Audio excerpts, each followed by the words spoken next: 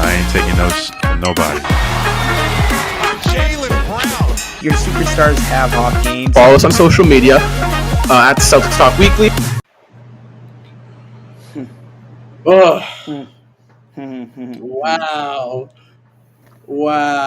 All right. Well, welcome, everyone. Welcome back to another Celtics post-game live. I am your host, Rob. That is my co-host, Justin. Seamus, a.k.a. Celtics Every Day, and Ian Angelo will be joining us very shortly. The Boston Celtics just lose a heartbreaking loss to the Dallas Mavericks, 107-104. Luka Doncic, yet again, second year in a row, knocks down cold-blooded three for the win. Luka led all scorers with 33 on both sides. However, Jayson Tatum finally comes alive, scores 32 points, 11 rebounds on 63% shooting, 6 for 8 from beyond the arc. Overall, fantastic game from JT. Robert Williams tagged along, 16 points, 8 rebounds. And Dennis Schroeder, put up a solid 20 points with 4 rebounds, 6 assists. Huge for the Boston Celtics. Justin, obviously not the way you want to end a game. We got a lot to talk about, mind you. The Marcus Smart foul, the foul to give, which kind Whoever's of idea that was the most ridiculous. I don't think Amy really wanted that. You kind of see by his reaction. However, bad decision. It was one of those things where you can't give the ball to Luka Doncic for the final shot, And there were a couple, mind you. Before I want to start, I'm not as mad as I would have been if we didn't have that comeback. If we didn't have the second half, you could even say some parts of that second quarter. First and foremost, we'll talk about this when Seamus and Ian roll in just a few minutes, but these slow starts can't happen. They can't. I don't care if you don't have Jaylen Brown. I don't care if you don't have Romeo Langford. Quite frankly, I don't care sometimes if you don't have Jayson Tatum. These slow starts cannot happen. So So we outscored the Mavericks by 14 in the second half. We lost to them by 3 in the second quarter and 14 in the first quarter. So, and my key to the game here was come out strong because it's killing us, right?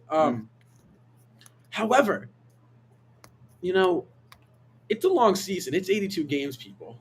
This stuff happens. Let's just say the Celtics could have easily gave up tonight.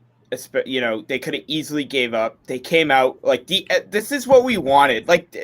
Yes, obviously we wanted the win more than the moral victory, but we wanted this, didn't we? This whole point of the road trip was come out here and show some fight and show some effort. The Celtics did exactly that. They're leaving this road trip with the 2-1 record, a winning record. Unfortunately, we're still under 500, but I'm feeling a lot better going home than I do with when we had the potential to go 0-3 on this road trip.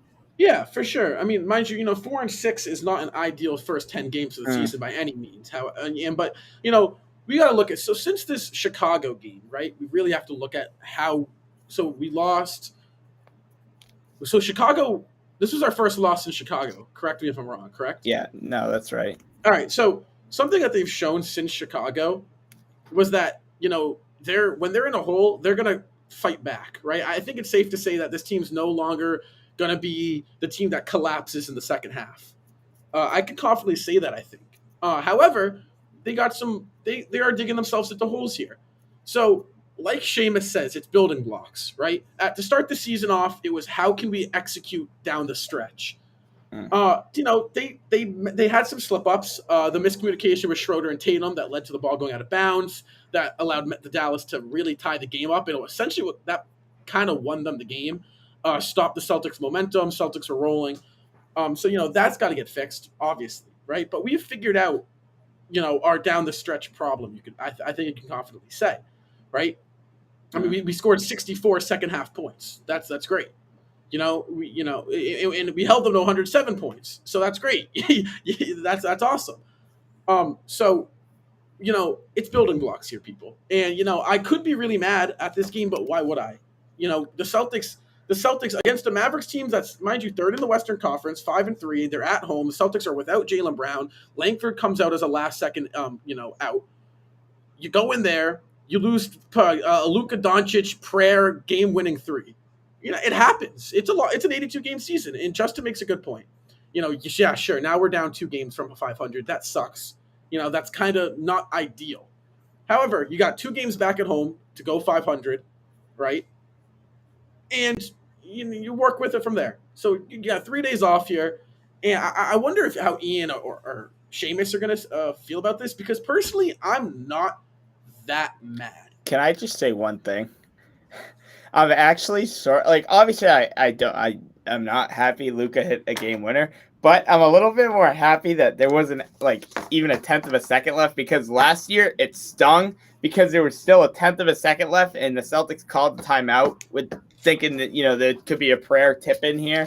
So at least this is at the buzzer. We can just move on with our lives. We didn't have to sit through that excruciating TV timeout with 1/10 of a second left. But ultimately, and I'm gonna give the Celtics defense a lot of credit right here. I know second half defense, I think. Second half, which is when it mattered most, apparently. I mean, the defense on Luka Doncic tonight was fantastic. The pressure, the Scalabrini pointed it out many times in the broadcast. The amount of pressure the Celtics had put on the Mavericks in that second half was phenomenal. And like I said, this slow start thing needs to be figured out now, right now.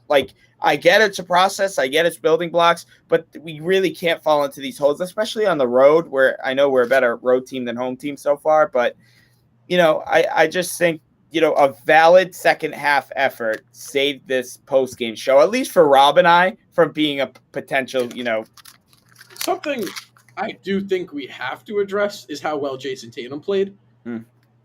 He essentially played a perfect game. I know you guys might question that and might say, did he really play a perfect? I think he only had 2 assists, right?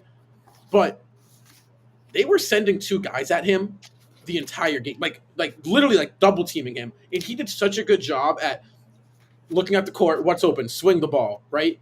Ball would get swung over to Schroeder drive layup, right? So Jayson Tatum did a phenomenal job tonight, scored 32 points, and essentially, I would say maybe 5 of those 32 were ISO, let me go get a bucket points. He did a phenomenal job at getting buckets in the flow of offense. He had a +5 ±, which was the best on the team as the best player. There you go, right? And he also played a hell of a defensive game tonight.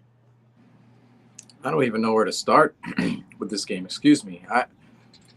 I mean, the team looked terrible early, no doubt. 17-point lead for the Mavericks at halftime. Then the third quarter, they shaved 10 points off the lead. And then the fourth quarter, they make it close to the point that they could have maybe pulled that game out near the end if a couple possessions go their way. I don't really know what to take away from this game other than Tatum. He started very, very terribly with the offense. The offense started terribly in general. But he heated up over the game, continued to be aggressive, got those easy looks at the rim. That was probably the biggest difference within Tatum's game today compared to any of the other games he's played this season thus far. Is he was getting those easy opportunities at the rim, converting on those where he hasn't been converting all year, and he let his game grow from there. That has to be one of the biggest takeaways from tonight. But other than that, I mean, I don't really know from a team perspective. I think it was positive in some senses, but then again, the start was just horrendous. And that's what we've been knocking on here. Really, is you saw this team down to start the year kind of struggle down the stretch, right? Their offense would go dry. The second half, they really couldn't come out, guns blazing. The effort really wasn't there down the stretch. And then tonight, and recently it's been, they actually play a hell of a second half. They play a near perfect second half. The ball pressure is great. All that's beautiful in the second half. They just got to get going. If you think about it, if they say they down by 3 to go into the halftime, we win this game by 11, right? So it's and personally, I think our full court press has been unbelievable. So I don't know if that's something they want to think about maybe doing for 48 minutes. I know that's tiring on Schroeder and Smart. I don't know if we have the depth to really do that at the guard position. But, I mean, I can't find a complaint I had in the second half. Smart fouling was really stupid, really, really dumb. Because I don't know what that solved. We had 7 seconds. We had 2 timeouts and 7 seconds to work with, which is, in basketball, that's so much time. But, you got to think, Dallas, Western Conference team, you're on the road. That team always gives us trouble. Celtics, no Brown, no Langford. They go in there, they lose off a Luka Doncic step back prayer 3. Again. Can we beat again?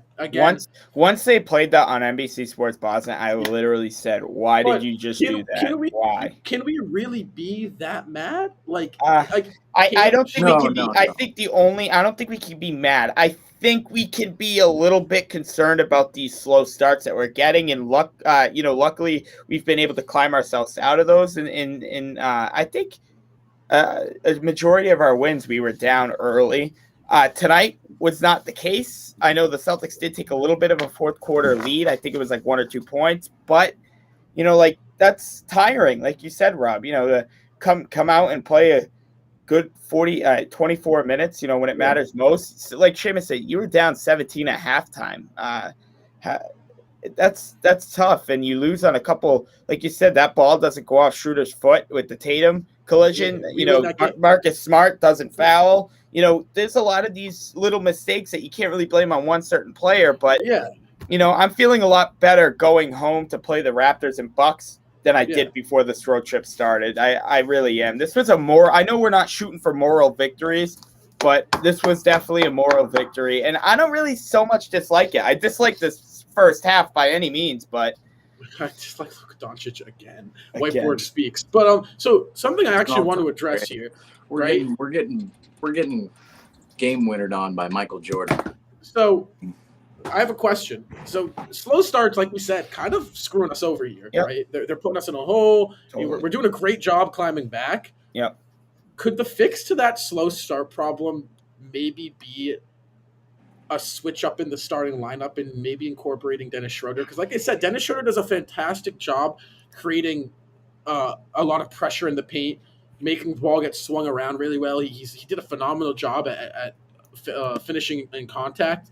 Could that maybe be something that Emi should maybe look at if these slow starts keep happening? It's like, maybe let's get an offensive guy, maybe move Horford to the bench. And so you're saying the Celtics maybe go a little bit smaller? Maybe. I mean, push Tatum to the 4, Brown to the 3. Celtics have showed that they play their best brand of basketball when they're playing a very fast-paced game. I think that it's shown that when they're defensively, they're up in their face, they're playing their switch defense, they're attacking the hoop, they're driving, they're kicking, the ball gets swung. Defensively, they're doing a great job. They're getting the long rebounds and they're going. And I just don't know if the lineup of Robert Williams and Al Horford together can successfully play into a style of basketball that has shown that this team likes to play and can play successfully. Yeah, there's a little bit of a playmaking issue with the starting lineup. The normal starting lineup with Brown, Horford, Tatum, Smart, and Robert Williams. That lineup, there's, if Jaylen Brown and Jayson Tatum are going to be the playmakers that we expect them to be, which we haven't really seen too much of this season, maybe you consider moving Schroeder up and putting Al Horford or even Robert Williams off the bench. But I'm not ready to give up on this starting lineup quite yet. I do like the idea of Schroeder off the bench and running the offense off the bench and coming into the game. And but I wouldn't be surprised if there would be a change somewhere down the line. Well, or maybe it's even just a rotational thing. Maybe it's for 3. You put Schroeder in after 3 minutes instead of after 5.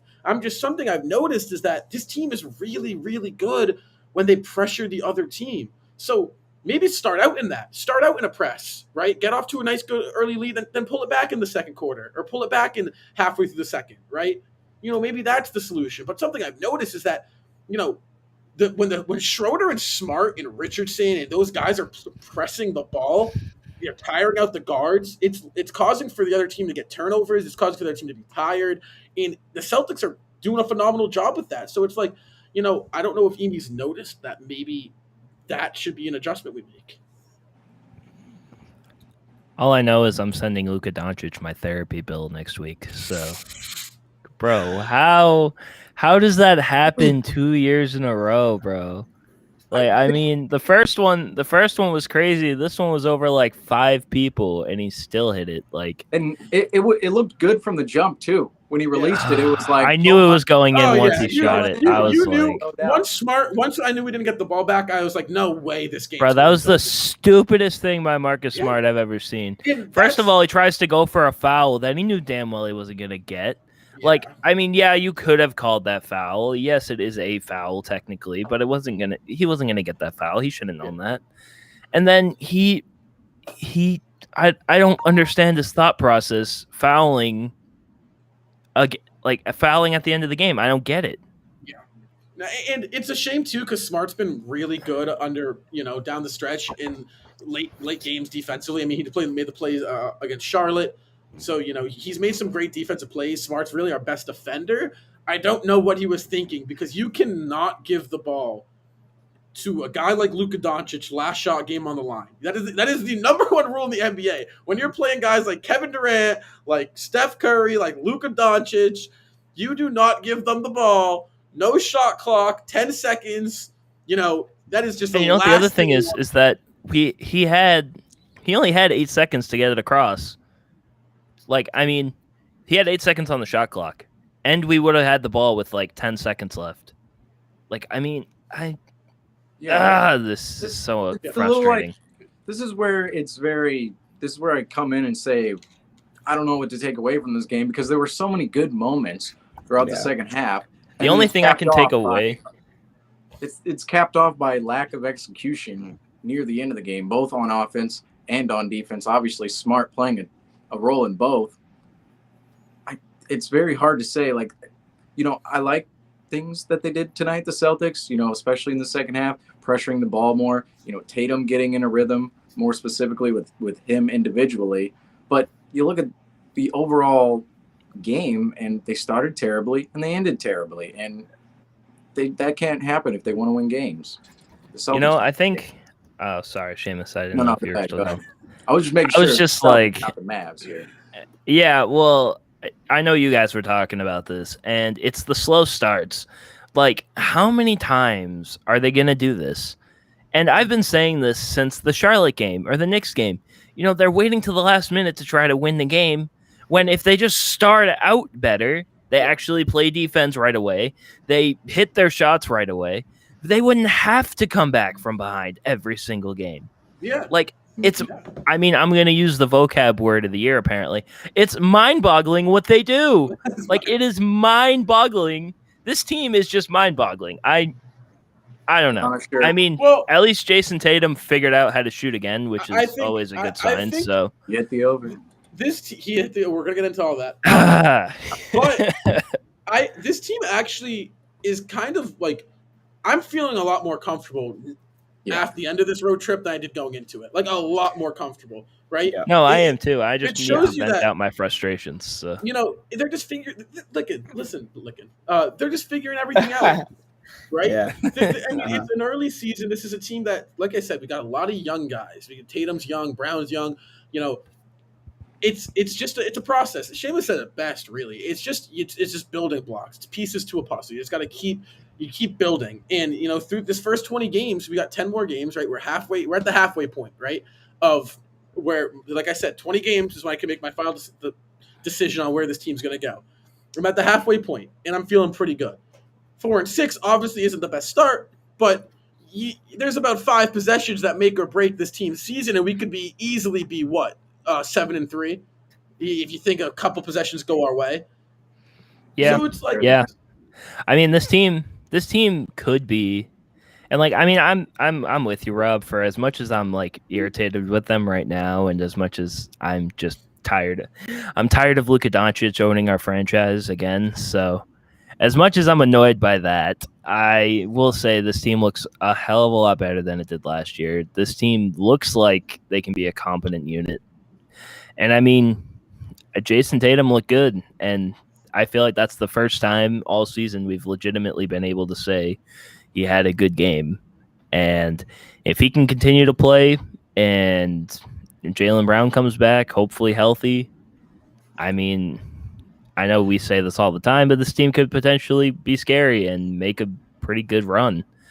I mean, Yeah, but a question I do have, and something that doesn't sit well with me, is actually how well Tatum played without Brown in Because the Jaylen lineup. Brown wasn't there. Yeah, so it Yeah, I thought about definitely that raises a too. question where it's like, well, shit. Do these guys actually are they compatible? Maybe, obviously, pump the brakes. These guys together have accomplished a lot. Through 4 short years, they've gone to 2 Eastern Conference Finals. They had a year under Kyrie that was rough, and they had last year that was not ideal. But recently you've seen they're still trying to figure a couple things out. They're a young duo. Tatum, you definitely looked much more comfortable in the rhythm when he's able to get kind of the flow of the offense completely to himself. But that's just something to think about. Maybe maybe you gotta think about that. Somebody said in Seamus's comment section, and I really don't read things, but I just read this because it was a halftime post, and he goes, "You guys said that, like, oh, and you guys are talking about trading Tatum. Like, if you were talking, if We never once no one said we were trading Tatum, and I don't think that's ever crossed our minds either. Like, ever, like." I don't think that's ever crossed our mind. I don't know if that was addressing me or even Seamus or like us as a whole. Like, not one person here, at least to my knowledge, had ever said we should trade Jayson Tatum. None of us have ever directly said that we should trade Tatum. The only time we ever talked about it was after, I believe, the Chicago game, where we basically said, like, these two aren't compatible with each other, continue to not be compatible with each other.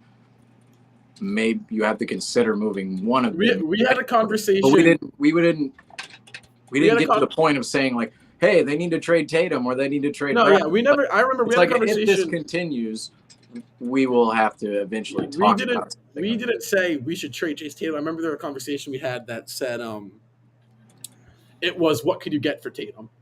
It was like, what? And we were like, oh, that was like a hyper. No, yeah. We were like, oh, you can get a lot for Jayson Tatum. However, let's do the over-under here, right? Justin, do you want to – I know you're working on the final score graphic, but do you want to – Yeah. over-unders? Yeah, okay, so over-unders – let me look at my notes. All right, what do we have? All right, so over-unders, number 1, Dennis Schroeder, over-under 14 points. I know he got over, but I'm looking at the box score. He went well over. He had 20 points, so he had a pretty good night. So – he had that game. It was due. Ian, Seamus, and Justin all got that right. Rob, that was when you got wrong. Al Horford, double-double. We all went the over confidently. Actually, he had not a great game. 5 of 11 for the 14 points, 4 rebounds, 3 assists. So for Al Horford, for this season, that's pretty far off. It's funny that we're saying a 14-point game for Horford is far off because that's kind of what we expected from him in the season, and he's been giving us a hell of a lot more than that. And the final over-under was Jayson Tatum over-under 25 points. Seamus took the under. He scored 32. Ian, Rob, and I all took the over, so that was... Wait, I blanked out. What was the second? What were all of them again? So the first one, I'll go over yours. The first one, which was Dennis Schroeder over under 14, he finished with 20. So you got that one wrong. And what was the second one? The second one, okay, we're good. Yeah, we all got that wrong. Okay, and then all 3 of us got correct with the Tatum over under 25. Seamus was the only one who got that wrong. So I still feel great about it. No, it didn't happen. I still feel great about my pick. Yeah, that's sorry to go completely off topic here, but did you see Joel Embiid almost like completely clock Lonzo in the face? Yeah, I saw that. What? I just want to mention this, and I'm not calling him out at all, but Peyton Pritchard looked a little bit kind of uncomfortable out of sorts in there. I just don't know. And this isn't me. This isn't personally me saying trade him, but where do you kind of fit him in this rotation nowadays? Nowhere. I'm sorry. They need him to be a bench squad. They need to I don't know. The Maine Celtics might need a point guard. I mean, do you ship him down to Maine, or do you think he's maybe a little bit too good for that? Like, what do you for Maine? But here's the thing. It's just last season it worked because we had 0 depth. This season, it doesn't work because you have Dennis Schroeder. And if Schroeder's not starting, Pritchard's ultimately useless. Because off the bench, he hurts us. He hurts us more than he helps us. Off the bench, what has he been giving us? Offensively, he's an undersized guard. He's got a good shot, but he hasn't been able to get the shot because, like I said, there's more mouths to feed this year. It's not like last year where, Pritchard comes in off the bench as our sixth man. He can do some damage. No, it's Richardson needs the ball. Neesmith and Langford are going to start getting the ball over him. You still have, Al Horford now that's causing, that's like the ball's getting stuck there too. So it's like what is having Pritchard on the court does literally nothing. Yeah, I mean, honestly, they could send him down to Maine. Him, Luke Cornett, and Sam Hauser would be kind of like a deadly trio down there. Yeah, but what we does that want to win do a championship. We want to win number 18. I don't know. It gives him reps, I guess. Maybe builds Chris his Clement, confidence more. Juan Morgan. I honestly really don't know what we do with Pritchard because he's kind of an enigma right now. He was kind of like at one point he was like a top 5 player for us at one point last season, which is kind of sad to say. But I mean, it's just like so weird. Like, what do we do with him at this point outside of just keeping him on the bench and let him do nothing, like what we did with Carson Edwards and Tremont Waters? Like, it's sad to say that he might be like heading to that direction, but I don't know what else we do with him outside of either sending him to Maine to see if he can get his confidence down there and bring him back up, or like I don't know. And I kind of feel as if he's being a little misutilized right now. I think Peyton Pritchard's the best when he has the ball in his hands. He's scoring off the dribble or being a playmaker. His playmaking skills aren't quite there yet. Obviously, he's only in year 2, but he can play make with the ball. And right now he's being used as this off-ball stand in the corner or stand at the top of the key shooter. And right now he's not really making shots. So if you're using him as an off-ball shooter, he's not making shots and he doesn't bring anything defensively. Where do you use him? And you can't use him on the court with a guy like Dennis Schroeder off the bench because both of those guys are complete defensive liabilities at times. I shouldn't say Schroeder's a complete liability, but they're both small guards. He's on their side. Yeah, he's a small guard. They're both small guards who will be fed on. And I don't really know where this goes for Peyton Pritchard. Hopefully it doesn't turn into a Carson Edwards or Tremont Waters situation, but I don't really see where he's going to be best utilized within this rotation. Maybe he's moved later on. Maybe he's on the roster. I would rather keep him on the roster and keep developing him because maybe next year he does take the role of Dennis Schroeder or something. But this is my thing, is that this season you can make a decent point, keep him around, sure. He's doesn't not eating up contract space. He's a young guy. I mean, he's young, but he's not young because he's 24. But he's a second-year guy. He went 4 years in college, so he's really not. I believe is he older than Tatum? He's as old as Tatum, so he's really not that young. However, you're not, like you said, you can't have Schroeder and Pritchard on the court at the same time. You can have Pritchard and Smart. However, that's still asking for a pretty small lineup. So it's just like, when is he supposed to find time? Like, when are you supposed to fit Pritchard in, especially in a season where it looks like Celtics fans and the team is kind of in win right now mode. They're not really looking just to go this season, not make the playoffs, where I think that's where Pritchard would thrive on a team like the Pistons, where there's really nothing to play for. And I hate to say that, and I'm a harsh on Pritchard, but I just don't think he should see time this season. And that may be the case. Maybe he doesn't see that much time throughout the season, and they just kind of keep him in that, just keep him on the bench basically until something develops where maybe Dennis Schroeder leaves in the offseason and they don't replace him. Maybe Peyton Pritchard slides back into that second guard role while also being in his third year. Maybe he develops more of a playmaking skill set. Maybe he gets a little bit better on the defensive end. That could happen, but right now, Peyton Pritchard, his situation, very sticky with the Celtics, I would say. For sure. But, I do player spotlight here. Player spotlight of the night. Pretty easy to guess. Jayson Tatum, 32 points, 11 rebounds, on a refreshing 63% from the floor, something that we have not seen. 75% from 3. Yeah, so super refreshing from Tatum. Me and 29% or whatever. Me and Justin talked about this to start the show off.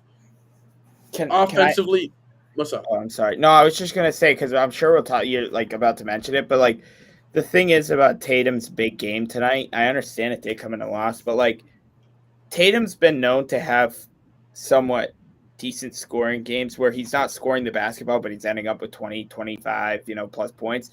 But tonight, he shot it really, really efficiently. 2 of 2 from the free throw line, 75%, 6 of 8 from the 3-point line, and 12 of 19. And a night where Jaylen Brown didn't play, he shot only 19 shots and hit 63% of those 19 shots, which is super, super positive. I know it's oh, you guys are just so down on Tatum. I think this is a little building block for Jayson Tatum, and maybe just Jaylen Brown's absence might be good for Jayson Tatum. Well, yeah. So where I was getting at was essentially that you did a great job of summing that up. So Tatum, first of all, like I said, she was shooting really poorly, right? Second of all, he had 2 guys on him at all times. Right, so you got to think. We've seen that. We've seen them wall up Tatum, where they kind of have a second line of defense, which is new for Tatum. This tonight was, there was 2 guys in front of him at all times, and he still put up 32. So that's positive, right? You got to think if there's one guy on Tatum tonight, this is a night where he puts up 45. Great, he's shooting the ball great, offense was great, but he did an amazing job getting the ball. 2 guys on him, ball gets swung. Right, he found the hole, and then the Celtics attacked from there.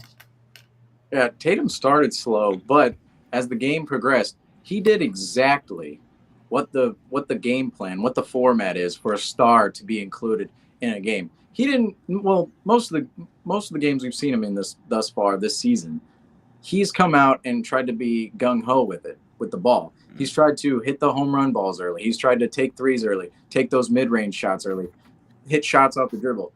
No. He has to get to the rim first. He has to battle down low first and get those easy ones at the bucket to gain a rhythm. Get a couple foul calls. Don't complain for him, but get a couple foul calls. Be aggressive. Go to the rim. Get your rhythm at the free throw line. That's what he did tonight, and progressively worked himself into the game where he was able to hit those mid-range jumpers with confidence. He was able to step out behind the 3-point line and hit those jumpers. This Tatum tonight was pretty much your perfect Jayson Tatum outside of maybe the first, I want to say 15 minutes of the game. First 15 minutes, he looked terrible. But after that, I mean, he was on. There was no way that the Mavericks were going to stop him. It was one of those nights where you look at Tatum and go, okay, this man's heating up. Everybody tune in. You know what's funny is I don't even think he missed a shot in the second half. The entire second half, I don't think he missed a shot. I was looking over it, and I did not see a play where he missed a shot in the second half. He was insane. That second half by Jayson Tatum was probably one of the best halves he's ever had as a Celtic, and he's had some really good games. I think the thing that impressed me was that he didn't look uncomfortable when they double teamed him. He looked in control. He looked like he was able to find the open pass. He knew where everyone was on the court. And if he can do that consistently, and you can have a guy like Jaylen Brown out there who has just as much talent as it looks like right now, has as much talent as Jayson Tatum does. Yeah. I mean, this could be the answer as to how you play the 2 of them together, where if Tatum is getting double teamed, you do your best to try to kick it to Jaylen Brown, and then Jaylen Brown can create his own shot. I think that's what's so dangerous about this duo is that they're offensively just unstoppable, both of them. They can each light you up for 40 points. So it's if Brown's in this game, you can't double Tatum, right? Because you got Jaylen Brown to worry about. And so that's something you got to think about where, you want to double Jayson Tatum? Okay, well, Jaylen Brown will get you 40, right? And that's what this team has shown. And I think that is really impressive. That's something you got to look at as a positive here. Tonight's loss is a building block. A rough first half really is something that you want to fix. 3 days of practice. I'd love to see the Boston Celtics come out next game against Toronto on Wednesday. We got 3 days, right? Go to practice, work on that. You need to figure out what you got to do for this team to come out and play right off the bat, play aggressive. And I think if they can figure that out and figure it out that quick, this team is going to be really hard to stop because they're really, really good when everyone's firing on all cylinders. Yeah, and this game on Wednesday against Toronto, I already guaranteed it, and I'm going to double down. Of course we're going to win Wednesday. Homecoming, we're not going to go 0-4 at home. That would just what? That would break the record, right? That would I don't think any Celtics team ever has started 0-4 at home. Maybe 1940 something. Maybe I'm not quite certain. I don't think any team started 0-3, to be honest. Yeah, and we're gonna win that game. It's fine. The Raptors, they're gonna come out. We're gonna battle. It's gonna be a battle. Tonight it was a clear battle. The teams were evenly matched. I think again with the Raptors on to Wednesday, we're gonna see the same thing. I don't see us getting blown out again. I seriously don't. I really don't see how it happens. I think. Oh, sorry. You good, Justin? No, you good, Justin. You go. Well, I just want to quickly touch on because I know we're kind of closing in on our time.